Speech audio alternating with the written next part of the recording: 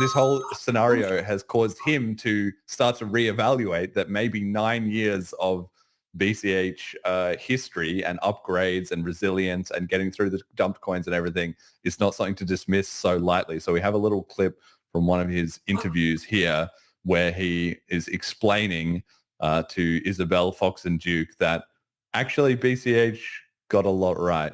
Let's listen to that. Like a bunch of like complete nonsense that people have been talking about for like 2 years.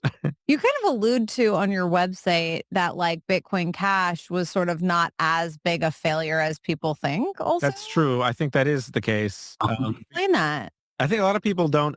First of all, I want to reiterate that Bitcoin Cash, I think, made an enormous number of mistakes and was actually a bad idea from the beginning.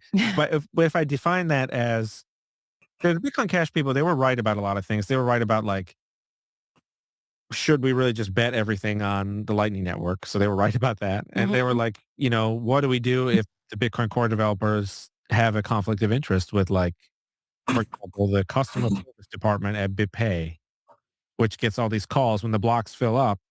BitPay, they're an actual user of the Bitcoin network, and then people would call and complain. And so so what do we do about this conflict of interest? So that was they were right about a lot of things. They were right that more block space has some benefits.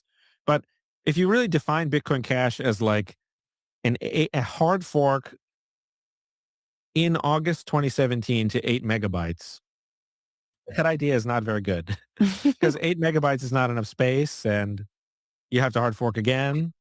And it's like the timing was also weird. It was like not really announced. And Poor execution, is that how you would I think the describe it? execution was not good. I think it was a mistake to have the same name and to fight over the name. I'm pretty sure there were many cases where, like, for example, a Bitcoin Cash supporter, Roger Ver or whatever, they would give like a long speech to like a room and say, oh, Bitcoin Cash is the future.